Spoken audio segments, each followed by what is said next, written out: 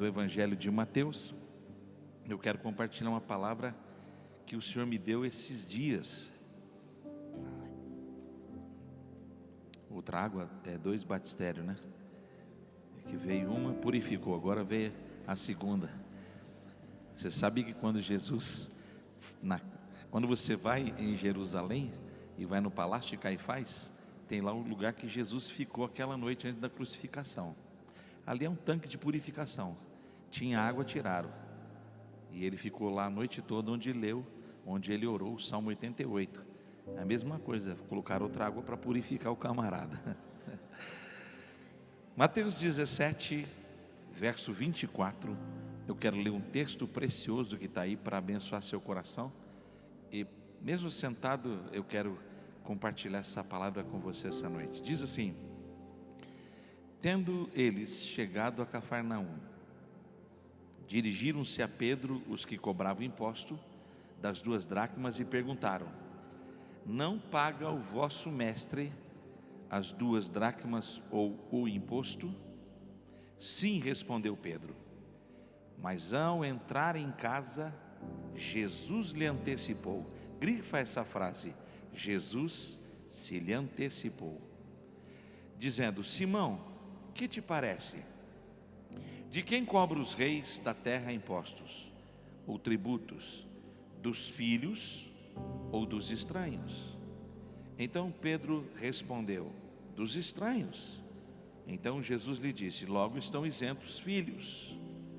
Mas para que não crie-se nenhum problema ou gere-se um escândalo, desce ao mar, lança o anzol.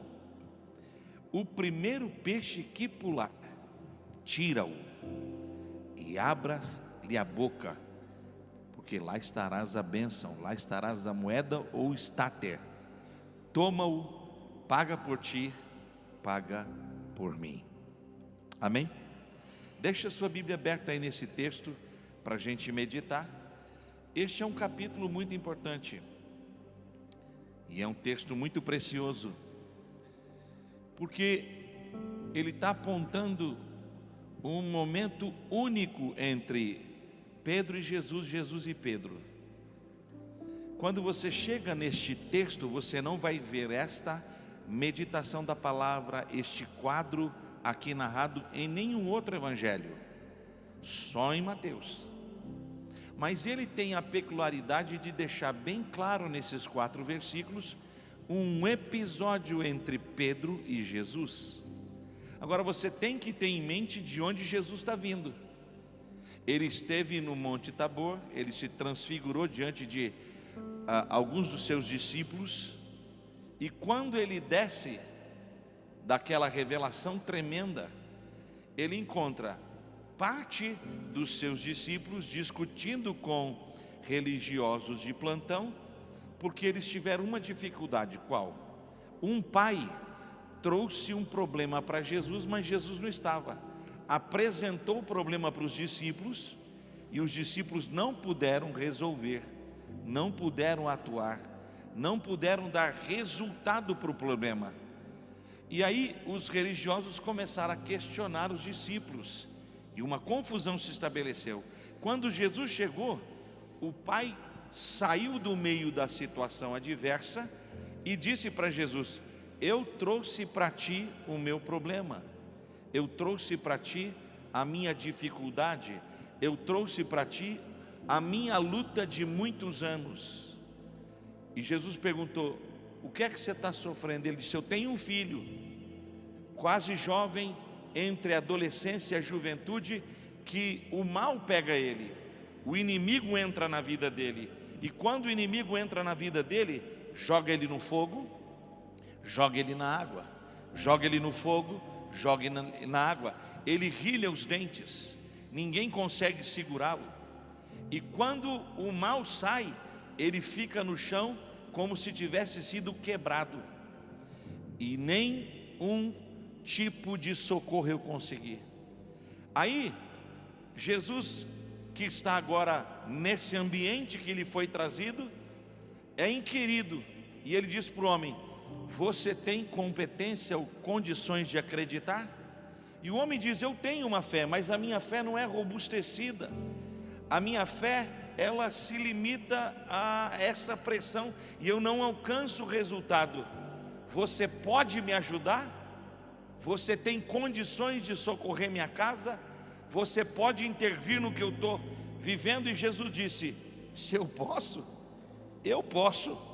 mas tudo é possível ao que crê. E aí Jesus para de olhar para os seus discípulos, para de olhar para os religiosos, para de olhar para o pai que está falando com ele, e ele vira para o menino. E quando ele olha para o inimigo, as escrituras declaram que o mal se manifestou na vida do garoto, e ele foi jogado no chão, seus dentes travaram, ele espumava, ele se debatia no chão de forma violenta. Então Jesus disse para Satanás e para o espírito das trevas que está lá: sai dessa vida agora, deixa este menino agora, sai desta casa e dessa circunstância agora. E as escrituras declaram que Satanás o agitou de forma tão terrível, mas saiu. E quando saiu, deixou o menino no chão estirado como se estivesse morto, a ponto das pessoas dizerem: morreu, perdeu a vida. E a palavra de Deus vai dizer assim: que o Senhor o tomou pelas mãos e o levantou, liberto, vivo, transformado, e o devolveu ao seu pai. Desde que a gente veio de Campinas para cá, a gente encontrou tráfego no trânsito terrível, demorou para sair. Atendi várias famílias hoje, todas elas debaixo de luta, de opressão, de perturbação. Eu falei para o Wesley no carro: a gente vem lutando o dia inteiro, estou fora de casa desde as 9 da manhã. A gente vem lutando com batalhas espirituais, e eu percebo Satanás cercando as famílias, cercando as pessoas, tentando fazer com que a dificuldade, o sofrimento e a luta se manifeste e perdure. Mas para isso se manifestou o Filho de Deus, diz as escrituras, para destruir as obras de Satanás, para destruir toda a intenção do maligno. Eu não sei contra o que você está lutando, eu não sei o que se levantou contra a sua vida e o que ficou no chão, mas esta noite o Senhor Jesus está nessa casa, está nesse ambiente, e eu posso afirmar pela fé que Ele está pegando a sua causa pela mão, está pegando o seu casamento pela mão, está pegando os seus filhos pela mão, está pegando os seus negócios pela mão, e não vai prevalecer obra contrária, agouro, feitiço, bruxaria, qualquer ataque das trevas vai ter que sair, não vai prevalecer, não vai permanecer, porque quem chegou, chegou para reinar, quem chegou, chegou para vencer, quem chegou, chegou para desfazer as obras infrutíferas das trevas e para liberar a sua vitória sobre a sua casa, sobre essa igreja, sobre essa cidade, sobre a sua vida. Se alguém tem fé, levante a sua mão para receber essa palavra esta noite. Alguém pode dar um brado de vitória glorificando? Aleluia! Eu não sei, escute-me, eu não sei se você pode tocar em alguém, mas tocar com autoridade para dizer: seja livre, fique liberto, nenhum cerco vai te ilhar, nenhuma arma preparada contra a sua vida vai prosperar. Todo intento contra a nossa vida, nossa causa, nossa história não pode prevalecer, porque maior, diga comigo, maior é o que está conosco, e Ele está presente aqui essa noite. Quantos sentem a sua presença? Oh, aleluia!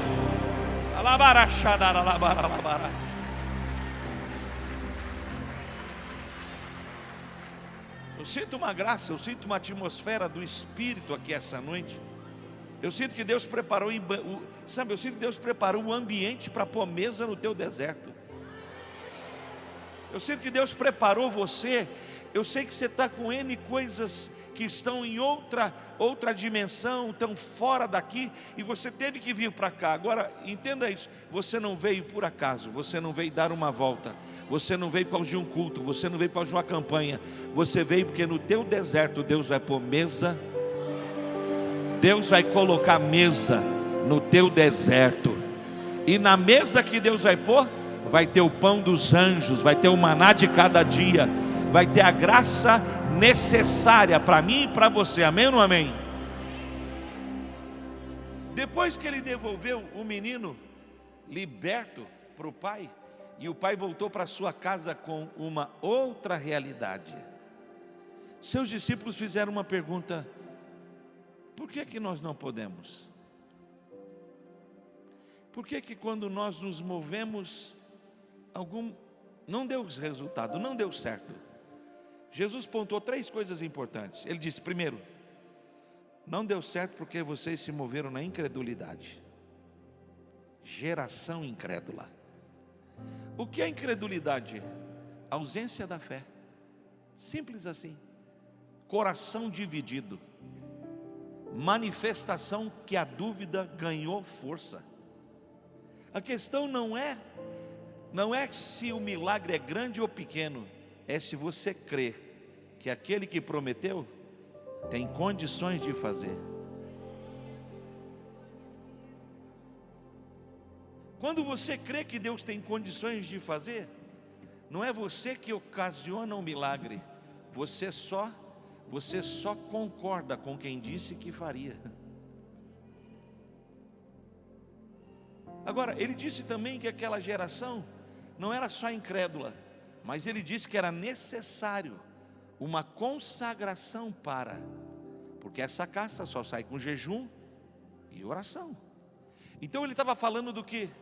De autoridade espiritual, de poder que vem de cima, não de baixo, de menos performance e mais graça. E ele falou de uma terceira coisa, ele falou do conhecimento da palavra, porque ele não ficou discutindo os processos, discutindo religiões, discutindo A, B ou C, ele simplesmente entendeu o que acontecia e liberou a palavra sobre aquela casa.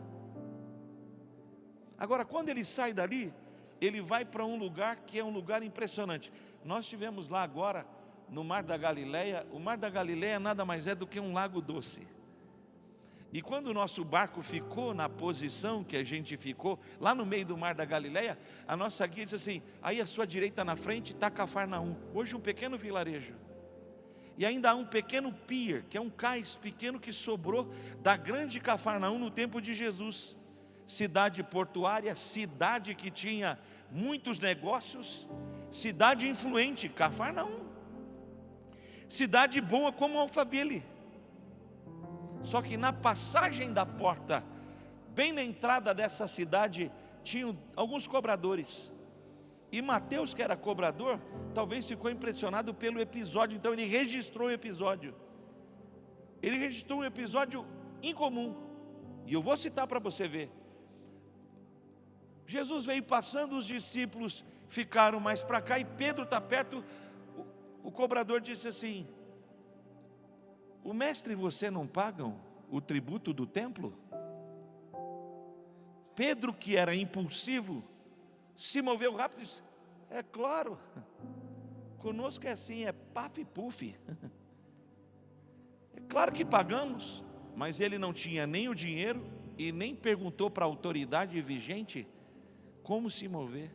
Agiu desassociado. E ao agir desassociado, ele criou uma circunstância. Ele criou um cenário, tanto que Jesus disse, lá no verso 27, esse cenário criado vai criar uma contenda, um problema desnecessário. Vou resolver isso.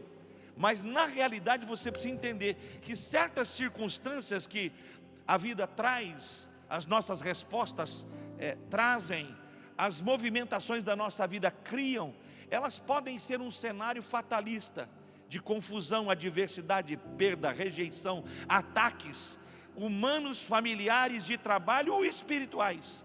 Agora, olha que coisa impressionante. Pedro deu resposta, mas não falou nada com Jesus. Pedro se posicionou, mas não posicionou Jesus. Mas quando você vai lendo as Escrituras, quando ele entrou em casa, a Bíblia diz assim: Jesus se lhe antecipou. Grifa isso, porque isso é importante. Você tem que guardar esta graça revelada. Qual? Na soberania divina, o nosso Deus tem um atributo gracioso. onisciência. Repete, onisciência. O que é onisciência? É a capacidade divina de saber do fato antes dele acontecer, por presciência. Você acha que a sua vida está correndo livre e ninguém está te ajudando. Você acha que orou e Deus não deu resposta. Você pensa que foi abandonado. Mas você tem que lembrar que Deus sabe da palavra que vai sair na sua boca antes que você fale. Meu Deus, alguém vai entender isso. Pedro não falou, mas ele já sabia. Pedro não sabia a consequência, mas ele já sabia. Pedro não sabia o caminho, mas ele já sabia o caminho. Pedro não sabia o que aquilo acarretaria, mas o Senhor sabia. E antes que Pedro falasse, ele preparou a porta de escape. Meu Deus, Deus vai abençoar, seu entendimento vai se abrir. Você tem que parar de achar que você é vítima. Você tem que parar de achar que você está sozinho. Jesus disse: eu não deixarei vocês órfãos. Aqui não tem nenhum órfão, aqui tem filhos. Cadê os filhos? Os filhos vieram essa noite? Nós não somos filhos de um pai que é ausente. Nós somos filhos de um pai que é presente. Meu Deus, alguém está aí ou não? Alguém veio essa noite? Nós não somos, vou repetir, nós não somos filhos de um pai ausente. Nós somos filhos de um pai presente. Essa é a paternidade legítima. Eu estarei com vocês todos os dias até a consumação dos séculos. Fala para alguém: você não está sozinho. Você não luta sozinho. Você não está abandonado. Você não foi deixado ao léu. Ainda, meu Deus, tem alguém presente. A Bíblia diz que o anjo do Senhor, com A maiúsculo, está à nossa direita, acampado ao nosso redor, e Ele nos livra de todo mal. Ele cria ciclos de proteção, ciclos de blindagem, só para guardar a nossa vida.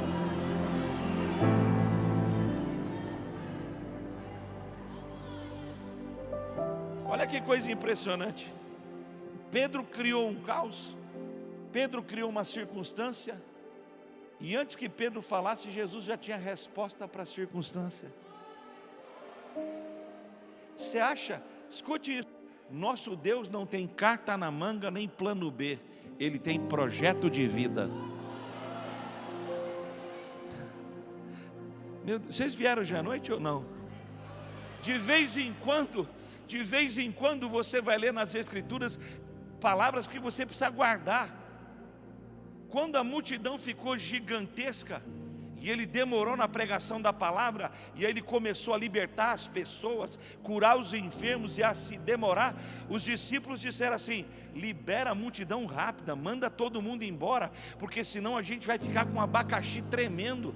Tem mais de 20.000 pessoas aqui, nós não temos comida, nós não temos dinheiro, não tem nenhum bar, nenhuma padaria aberta. Manda essa gente embora. Tem muitos velhos, tem muitas mulheres, tem muitas crianças. Isso vai acabar com o nosso ministério. Sabe o que ele falou? A gente vai alimentar todo mundo. Como é que alguém diz que vai alimentar todo mundo se ele não tem um plano? Você está aí ou não, amado?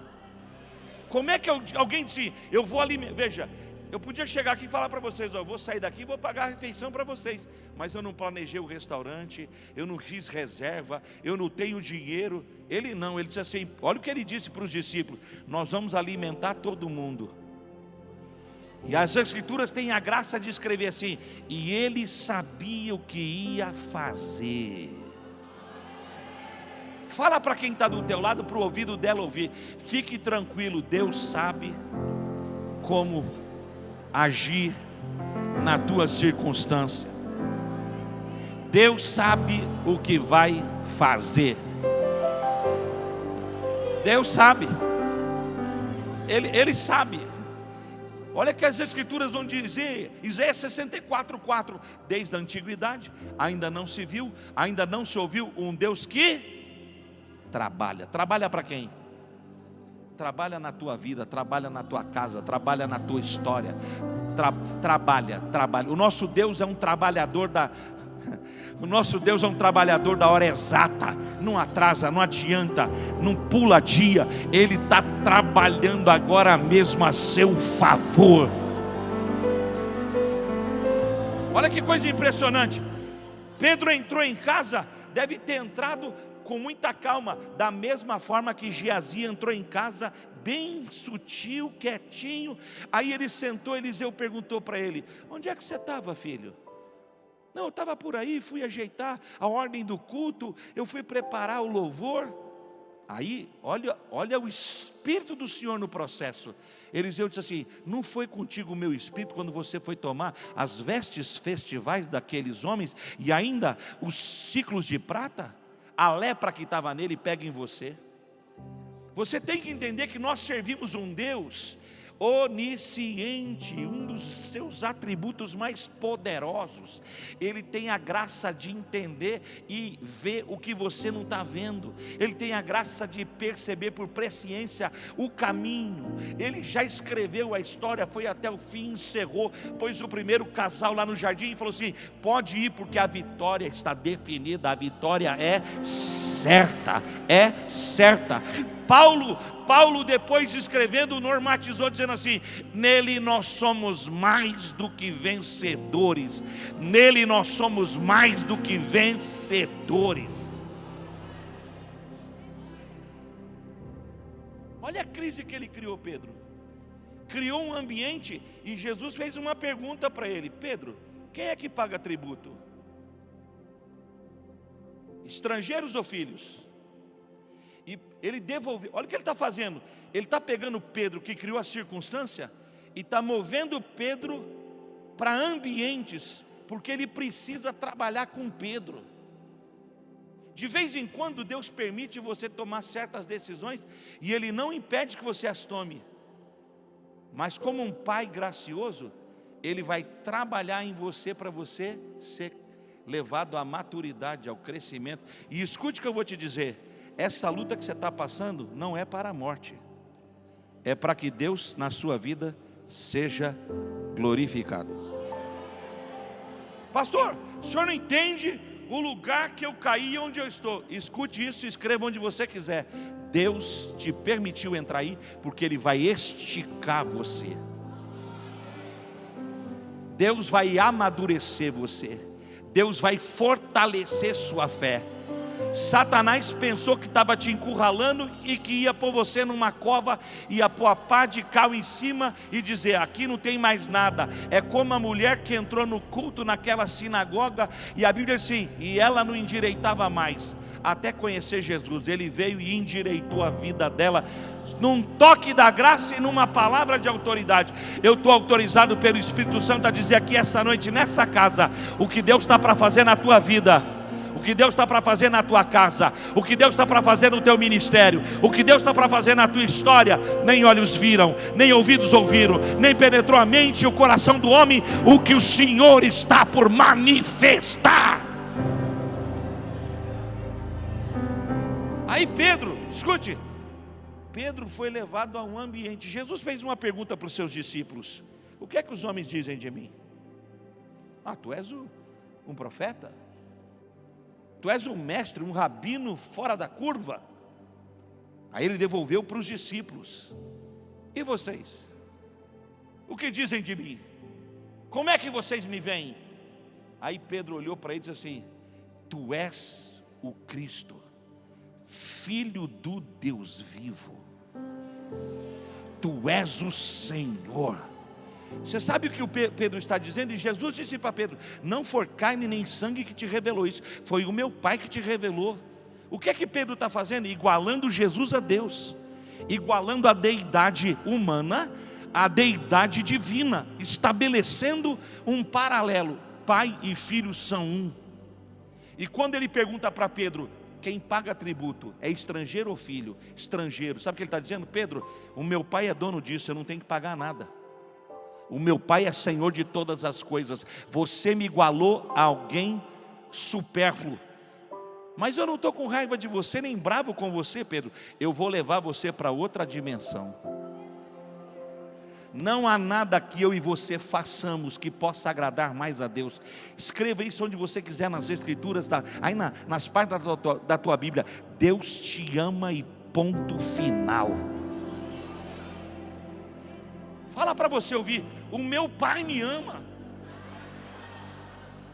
O meu Pai me ama.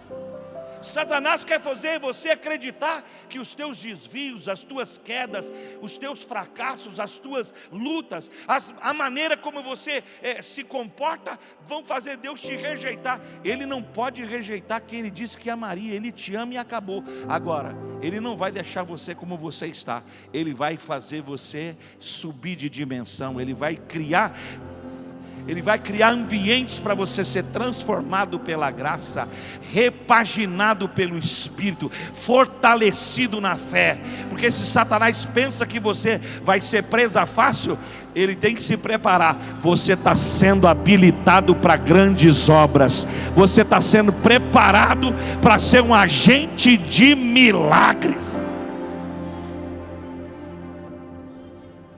Aí ele vai tratar com Pedro.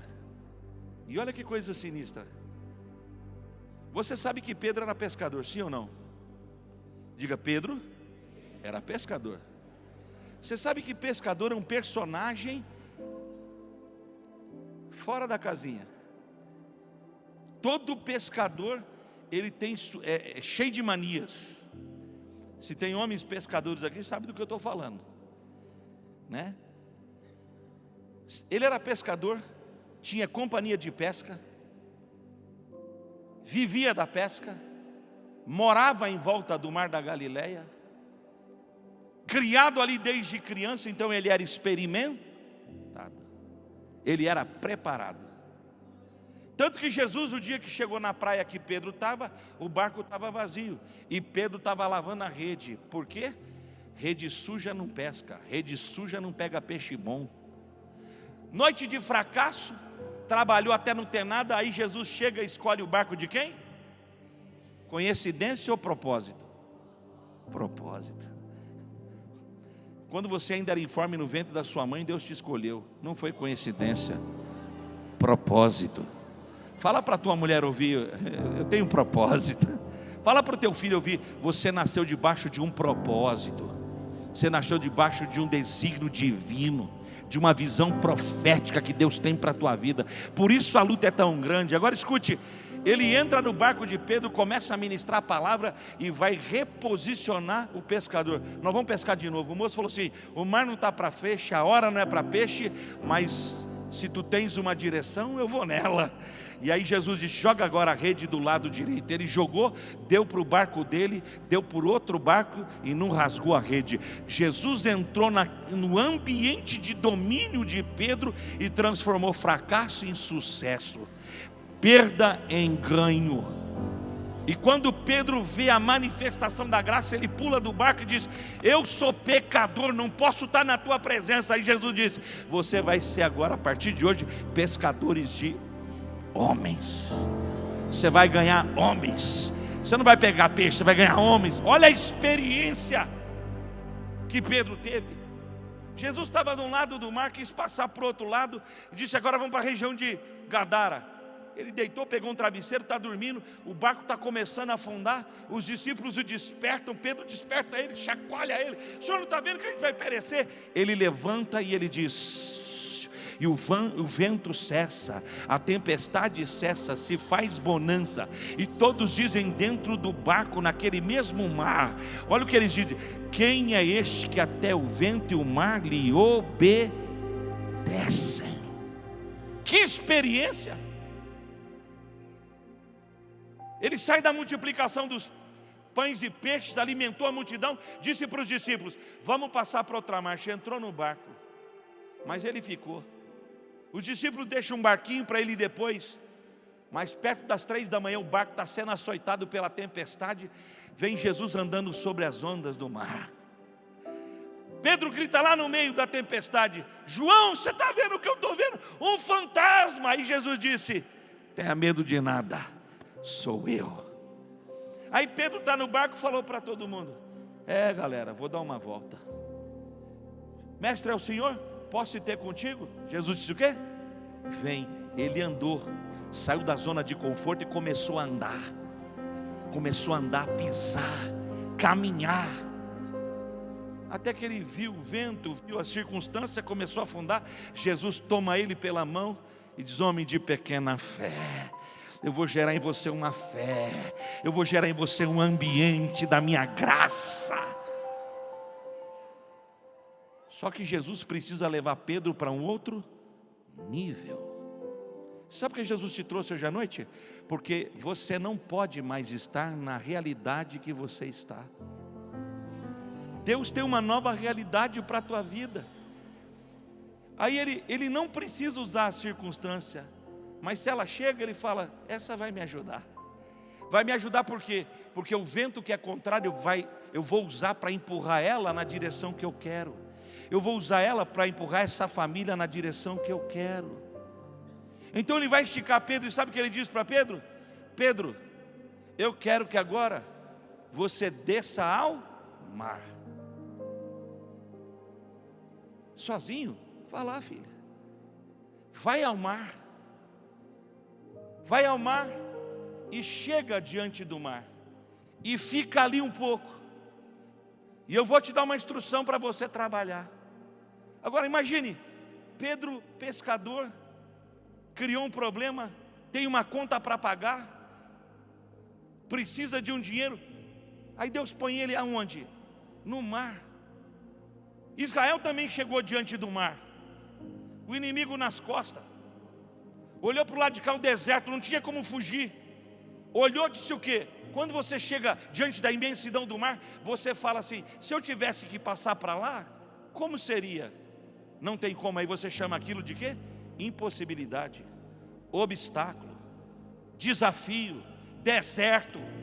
Só que o teu Deus, quando te posiciona diante de uma circunstância como essa, a Bíblia diz que Deus não vê como os homens veem, e que Deus não fala como os homens falam, e que Deus não planeja como os homens planejam. Os caminhos do Senhor são mais altos que os nossos caminhos, e os projetos do Senhor são mais amplos que os nossos projetos. Então quando Israel se vê diante daquela adversidade, Israel lança a mão da ferramenta da oração, vai orar, e Deus diz assim: olha o que Deus diz para Moisés: eu já ouvi tua oração, só que agora eu não quero que você ore, quero que você tenha atitude. Como vou ter uma atitude? O senhor não está vendo? Aí o Senhor diz assim para ele: você vê um obstáculo, eu vejo um caminho. Não, você não entendeu, vou repetir. Você vê um obstáculo, eu vejo um caminho. Você vê uma circunstância adversa, eu vejo uma nova realidade. Você vê uma impossibilidade, mas eu vejo grandes possibilidades. Eu vejo grandes possibilidades para a tua vida. Aí, quando ele está diante do mar, sabe o que o Senhor diz para ele? Pedro, eu quero que você pegue a sua vara. Pega a tua mão direita, estica ela. Você viu o pastor falando sobre o cajado, sobre a autoridade, que hoje é a nossa conta, é o nosso dinheiro. Você tem que entender que quando Deus te fez, te deu um dom, te deu uma graça, te deu um talento, te deu uma unção. Quando Deus te chamou, te deu nome e te qualificou.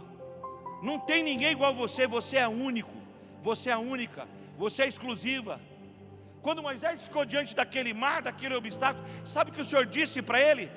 Pega o cajado que eu te dei, pega a autoridade que eu te dei, pega a graça que eu te dei, e com o cajado que eu te dei, divide as águas. Divide as águas. Pedro, pega a vara que eu te dei. Eliseu, recupera o machado do menino perdido. Davi, pega a sua funda. Deus está dizendo para o povo que está aqui: o Senhor tenho habilitado vocês. Por isso as Escrituras dizem: a minha igreja no fim dos tempos será uma igreja que fará proezas. Não é esse ambiente da igreja que vai ser o ambiente dos milagres. Um milagre vai estar dentro de você, e onde você passar, Deus vai dividir águas, Deus vai dividir caminhos, Deus vai abrir porta onde não tem porta, Deus vai dar resposta onde não tem resposta, Deus vai fazer o impossível aonde não há condições de haver possibilidade. Meu Deus, alguém deu um brado de vitória glorificando o Senhor essa noite?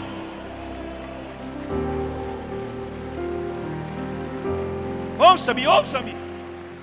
Pare de orar. Eu queria ser como Paulo, eu queria ser como Pedro, eu queria ser como o pastor Silas, eu queria ser como o profeta Vinícius. Cada um desses recebeu a sua unção, e você recebeu a sua unção. E Deus quer se revelar a você, e Deus quer usar você. Deus vai usar o profeta Vinícius numa dimensão, você noutra, outro noutra, porque a obra de Deus assim no Novo Testamento, toda a igreja do Deus vivo é um sacerdócio santo dele. Onde você está plantado, Deus te deu uma vara, Deus te deu um cajado, Deus te deu uma caneta, Deus te deu um escritório, Deus te deu um documento, Deus te deu um dinheiro, Deus te deu uma possibilidade, Deus te deu uma inteligência, Deus te deu um talento, Deus te deu música, Deus te deu algo. Use o que Deus te deu para que a glória dele seja revelada na sua vida. Pergunta, olhe para mim, olhe para mim. Por que Jesus não disse para Pedro: tu prometeu um dinheiro, eu vou criar um dinheiro aqui, espera aí. Ele tinha autoridade. Quem alimenta 20.000 pessoas, partindo de 5 pães e 2 peixinhos, tem autoridade para fazer o que quiser. Por que ele não criou uma moeda? Porque ele disse: eu não vim para criar confusão, eu vim para cumprir profetas e a lei. Mas ele podia. Por que ele não disse assim: passa na casa de João, porque João tem dinheiro?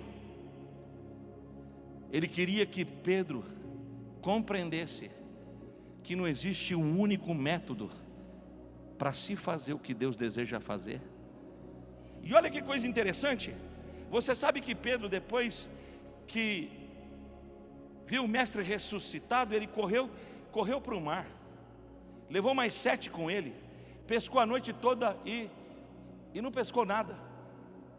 No raiar do dia, o mestre apareceu na pedra e perguntou para eles, bem lá na praia: vocês pescaram alguma coisa? Tem peixe aí? Lá do barco alguém gritou: não pescamos nada. E o mestre respondeu: joga o peixe à direita. Eu sempre achei que a pesca maravilhosa, a segunda pesca, com 153 peixes, tinha a ver com quantidade de grandeza. Até que a gente estava lá no meio do mar da Galileia, e o dono do nosso barco, ele é um judeu messiânico, compõe canções, canta, e ele disse assim para mim, olha o que ele falou para mim: o senhor sabe que a pesca maravilhosa feita por Jesus aqui com Pedro pegou 153, porque fala de plenitude. O mar da Galileia produz 153 espécies de peixe. Você sabe que Deus está dizendo para Israel e para os seus discípulos: quando eu faço uma obra completa. O Deus que começou uma boa obra na tua vida, na tua casa, não vai parar no meio, não vai parar com 90%, Ele vai completar a obra que Ele meu Deus, profeta, a obra que Ele começou aqui, Ele vai completar, vai lotar isso aqui, vai ter que fazer uma galeria ali, vai ficar gente para fora, vai ter que alugar ali para baixo para poder ter estacionamento, porque a obra que Deus começou ninguém para, porque não é obra de homem, é obra de um Deus que faz obra completa. Meu Deus, meu Deus, meu Deus, meu Deus. E Pedro estava habilitado a jogar rede, puxar rede, pôr rede, esticar rede, limpar rede. E Deus disse para ele: Pedro, o que eu estou para fazer agora é na particularidade, é na tua vara e é na tua isca. E Deus foi específico, Ele disse assim: tu vai jogar a vara, vai pôr a isca, e não é o segundo peixe, não é o quinto peixe, é o que pular. O que pular tu vai pegar. E quando tu pegar, tu vai tirar de lá, vai trazer para aqui, e vai abrir a boca, porque na boca do peixe tem o quê? Na boca do peixe tem a provisão. Abre a mão para receber. Comecei dizendo que o nosso Deus é um Deus de onisciência. O que é mais difícil? Fazer um pescador perder uma moeda no mar da Galileia? Escolher de 153 espécies um peixe, a tilápia de Sião, fazer ela engolir a moeda, ficar ali na praia, e aí achar um anzol de Pedro? Você acha que essa é a grandeza do milagre? O nosso Deus pode fazer coisas tão minuciosas, tão precisas, que está dizendo para mim e para você: take it easy, tranquilize-se, porque eu já preparei mesa no deserto, eu já preparei o cenário, eu já preparei o troféu, eu já preparei o ambiente. Quando eu trouxer na tua mão o que eu tenho te prometido, eu vou permitir você ver que a minha bênção é muito maior do que você imagina, sonha e pensa. Deus te trouxe aqui essa noite para declarar que Ele tem uma provisão específica, perfeita para a minha vida e para a sua vida. Quantos podem glorificar o nome do Senhor? Agora, note isso para eu fechar. Note isso para eu fechar. Paulo vai escrever um dos textos mais incríveis das Escrituras, sim. Os espirituais tudo discernem, e em nada são discernidos. Digo, os espirituais tudo discernem, nada são discernidos. Quando Ananias e Safira entrou no ambiente, escuta, ele entrou no ambiente da igreja no culto para entregar a oferta no altar. A Bíblia diz assim, que ele se aproximou do ambiente, pôs oferta no altar. Olhe para mim para eu poder te entregar isso. E Pedro discerniu. Olha o que Pedro disse para Ananias: como é que Satanás achou caminho para o teu coração? Onde você acha que Pedro chegou nesse nível de graça e de discernimento? O dia que ele foi pescar. Por que que ele teve que aprender essa dinâmica? Quem eu estou ouvindo? Que voz eu estou ouvindo? Que direção eu estou seguindo? A voz que você ouve define as decisões que você vai tomar. A questão no Evangelho não é o que você vê, é o que você ouve. Quando Elias desceu do Carmelo, ele disse assim: eu já ouço, não eu vejo, eu já ouço barulho de abundante chuva. Você sabe por que Deus te trouxe aqui hoje à noite? Porque Ele está tirando todos os empecilhos da sua audição. A Bíblia diz assim: as minhas ovelhas ouvem a minha voz.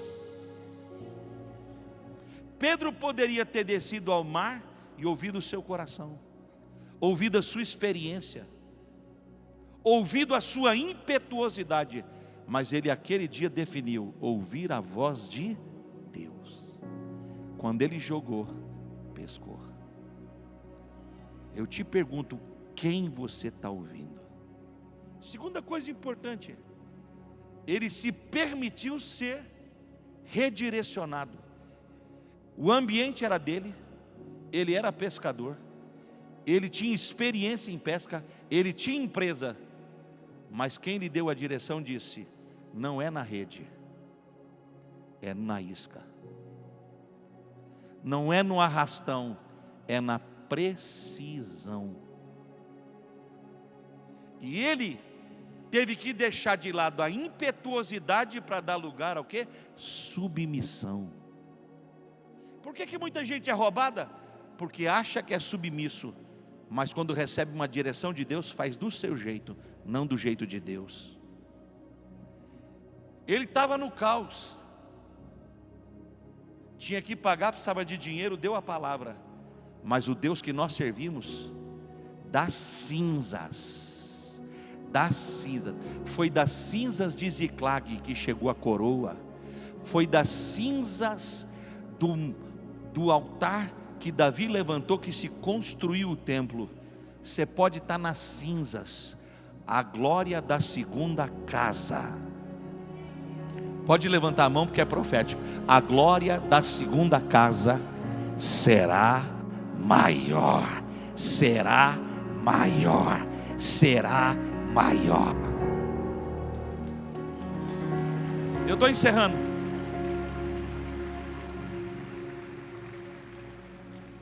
Eu vou falar de processo e depois de rito. Olha o processo. Desceu sozinho, levou a vara, preparou a isca, jogou, pacientemente esperou. Esperou o quê? Que o que o Senhor falou acontecesse. O primeiro peixe que saltar é seu.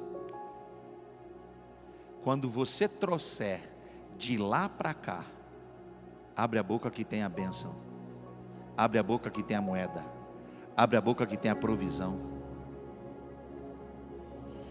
Isso é um processo. Você às vezes não quer o processo, você só quer o milagre, você só quer a bênção, você só quer a vitória. O processo te afina, o processo te qualifica, o processo cria selo de qualidade, o processo te prepara, o processo te engrossa, o processo te fortalece. Está doendo, está difícil, não está fácil, estou sendo esmagado, mas o resultado disso é esse: Deus será glorificado. Agora, eu deixei o quarto para você pensar. Você tem que ter rituais que são acessíveis. Onde é que está o segredo? O segredo está aqui, ó, no molinete. Não é a isca, não é o tamanho da vara, é o molinete. Por quê? Porque o que está lá, está num ambiente, precisa sair daquele ambiente e entrar nesse. A Bíblia diz assim, que as coisas do sobrenatural são trazidas para o natural. O teu natural tem câncer, o teu natural tem falência, o teu natural tem marido que vai embora, o teu natural tem rejeições, o teu natural tem amarguras, mas o sobrenatural tem graça, tem cura, tem perdão. Só que o que está lá, para vir para cá, precisa ser extraído. Quando Pedro fiscou o peixe, quando ele fiscou, teve que puxar.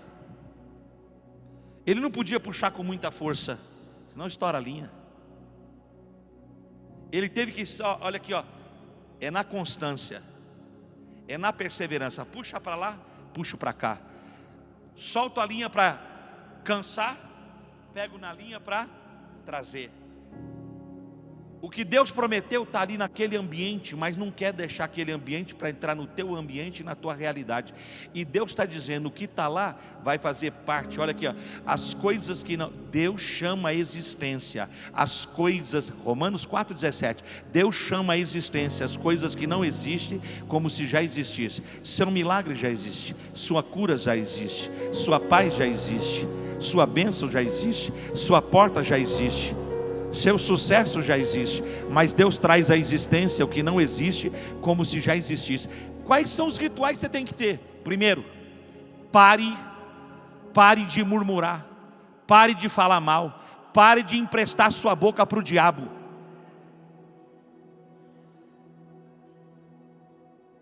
Você tem o que você fala. Eu criei, por isso eu falei. Diga, eu criei. Por isso eu falei. Diga, eu criei. Eu criei. Por isso eu falei. Todas as coisas que foram criadas da onde? Do nada. Mas foram criadas por quê? Por causa de uma palavra. Quando a Bíblia diz que a terra era sem forma e vazia, não foi Deus quem disse que a terra era sem forma e vazia. Porque se Deus tivesse dito a terra é sem forma e vazia, ela seria destruída pela palavra dele. Então ele disse, para!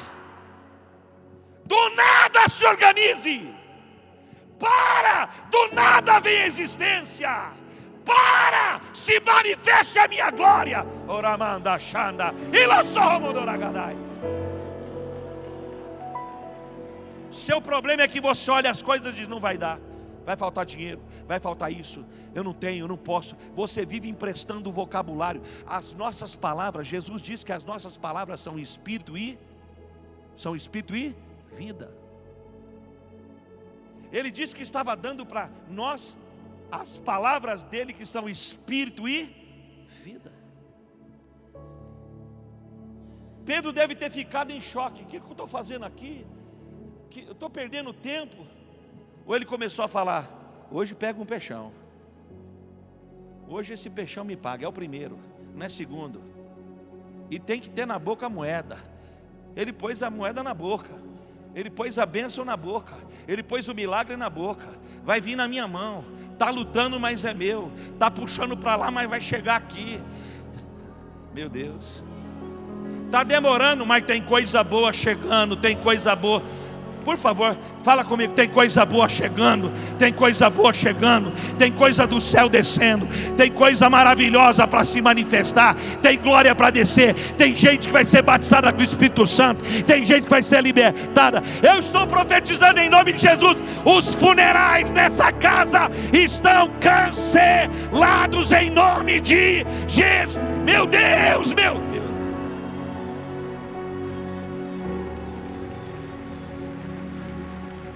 Aí ou não, amado? Você veio? Você está glorificando Ele? Você deveria estar. Olha outro rito importante. Em vez de murmurar, você deveria estar fazendo o quê? Adorando,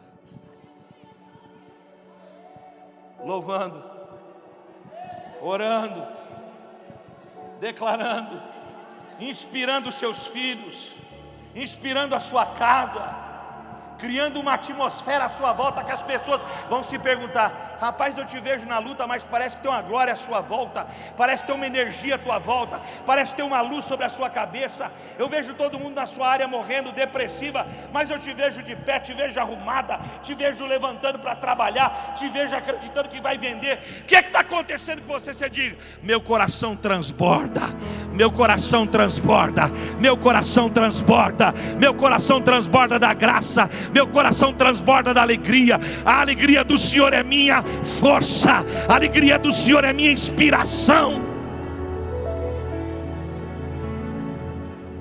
Uma mulher da nossa igreja, o filho dela foi desviado, Vinícius, 33 anos. Você sabe o que essa mulher fez?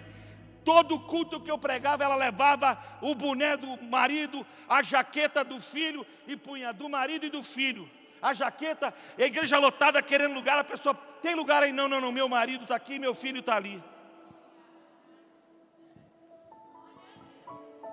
Um dia ela veio no altar e veio brigar comigo: eu não oro mais, eu não clamo mais, porque não dá resposta. Eu falei: e se a sua família essa semana resolver vir? Uma semana eu aguento.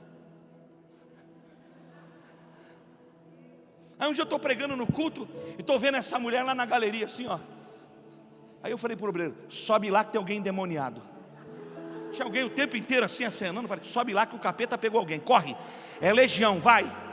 Aí o cara foi lá, olhou, voltou. E eu estou aqui pregando, tem nada lá, mas você não está vendo a mulher dando sinal? Antes de terminar a pregação, desceu o marido dela, desceu o filho dela, foi ao altar, se converteram. Você sabe que esses dias ela me falou: pastor, eu não aguento mais, meu marido quer vir em todo o culto. Eu falei: filha, tem 33 anos de oração sobre a vida dele. Ele levanta e escuta: vai para a igreja orar, miserável. Vai. Eu estou profetizando aqui em nome de Jesus. Essa noite Deus te trouxe, essa noite Deus te pôs aqui. Cria ambientes de graça, cria ambientes de energia, cria ambientes de autoridade, cria ambientes de honra, cria ambientes de semeadura. E se prepara, sua colheita vai ser gigantesca. Aleluia!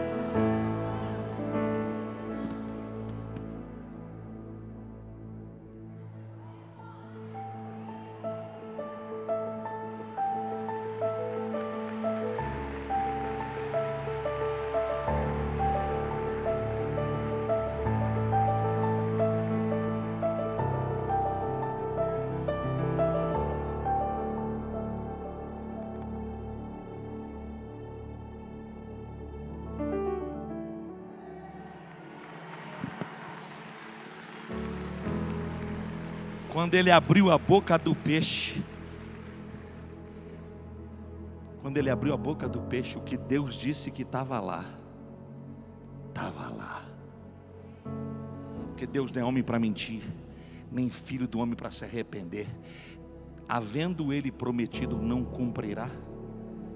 Eu, se fosse você, hoje à noite abrir a boca do peixe. Não é a moeda que está lá, filho, é aquela outra palavra. Se ele puder pôr o primeiro quadro, vai te ajudar. É a provisão de Deus. Eu não posso afirmar que todo mundo aqui vai prosperar, todo mundo vai crescer, mas tem autoridade do Espírito para dizer o que eu vou dizer. A provisão que Deus tem para a tua vida, a provisão que Deus tem para a tua casa, a provisão que Deus tem para o nosso ministério, vai ser liberada em nome de Jesus. Se alguém recebe essa palavra, pula dessa cadeira, dá um brado de vitória, joga sua mão para cima.